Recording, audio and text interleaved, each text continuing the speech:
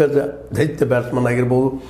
ಅದೇ ಕಾಲಕ್ಕೆ ಇನ್ನುಳಿದ ವೆಸ್ಟ್ ಇಂಡೀಸ್ದಲ್ಲಿ ಬೌಲರ್ಗಳು ಮಾರ್ಷಲ್, ಗೇಬ್ಸ್, ಹರ್ಷಲ್, ಮೊದಲನೇ ಕಾಲಕ್ಕೆ ವೆಸ್ಟ್ ಇಂಡೀಸ್ ಇನ್ನೂ ಅನೇಕ ಬೌಲರ್ಗಳು, ಹೋಲ್ಡಿಂಗ್, ಇವೆಲ್ಲ ಹೆಸರು ಕೇಳಿದ್ರೆ ಭಯ ಆಗ್ತಿತ್ತು ಅವತ್ತು. ಅಂಥವ್ರ ವಿರುದ್ಧ ಡೆವಿಲ್ ಕಪಿಲ್ ದೇವ್ ಗೆದ್ದಿದ್ದು ಒಂದು ಅಪರೂಪದ ಸಾಧನೆ. ಅದರಲ್ಲೂ ಈ ಜಿಂಬಾಬ್ವೆ ಎದುರು ಆಡಿದಂಥ ಆಟಂತೆ 175 ರನ್ಗಳು ಹೊಡೆದಂಥ ಏಕಮೇವ ದ್ವಿತೀಯವಾದಂಥ ಆಟ ಕಪಿಲ್ ದೇವ್ರನ್ನ ಇವತ್ತು ನೆನೆಸ್ತಾ ಇರ್ತದೆ. ಹಾಗೆ ಇವತ್ತು ನಮ್ಮ 18 ಮ್ಯಾಚ್ಗಳನ್ನ ಆಡಿ 18 ವರ್ಷಗಳಿಂದ ಇವತ್ತು ನಮ್ಮ ಈ ಒಂದು ವಿರಾಟ್ ಕೊಹ್ಲಿ ಇದ್ದರು ಕೊನೆಗೂ ಗೆದ್ದಿನ ನಾವು IPL ಅನ್ನುವಂಥ ಖುಷಿ ಪಟ್ಟಿದ್ದನ್ನು ಒಮ್ಮೆ ಗಮನಿಸಿದಾಗ ಕಪಿಲ್ ದೇವ್ರಿಗಿಂತಲೂ ಹೆಚ್ಚಿನ ಸಂತೋಷಪಟ್ಟರು ಏನೋ ಇವರು ಅಂತ.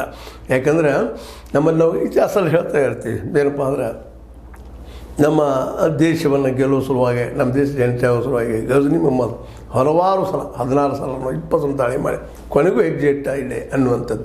ಆ ದಿಶೆಯಲ್ಲಿ ಏನೂ ಇಲ್ಲ. ಒಟ್ಟಿನಲ್ಲ ಈ RCB ಇವತ್ತು ಹೊಸ ಕಿಂಗ್ ಆಗ್ಯದ. ಅದರ ಜೊತೆಗೆ ಇನ್ನಷ್ಟು ವಿಷಯಗಳನ್ನ ನಾವು ತಿಳ್ಕೊಬೇಕಾಗಿದ್ದೇನಪ್ಪ ಅಂತಂದ್ರೆ ವಿಶೇಷವಾಗಿ ಈ ಒಂದು ಪಂದ್ಯದಲ್ಲಿ ಅತಿ ಹೆಚ್ಚು ರನ್ ಪಡೆದವರು ಯಾರು ಈ ಒಂದು ಪಂದ್ಯಗಳಲ್ಲಿ 15 ಪಂದ್ಯ ಆಡಿರುವಂಥ ಸಾಯಿ ಸುದರ್ಶನ್, ಇವರು ಗುಜರಾತ್ ಟೈಟನ್ಸ್ದವರು 759 ರನ್ ಹೊಡೆದಿದ್ದಾರೆ ಮತ್ತು ಶ್ರೇಷ್ಠ 108 ರನ್ ಹೊಡೆದಿದ್ದಾರೆ, ಸೆಂಚುರಿ ಹೊಡೆದಿದ್ದಾರೆ. ಅದೇ ಕಾಲಕ್ಕೆ ಮುಂಬೈ ಇಂಡಿಯನ್ಸ್ನಿಂದ ಆಡಿದಂತಹ ಸೂರ್ಯಕುಮಾರ್ 16 ಪಂದ್ಯ ಆಡಿ 717 ರನ್ಗಳನ್ನು ಹೊಡೆದಿದ್ದಾರೆ.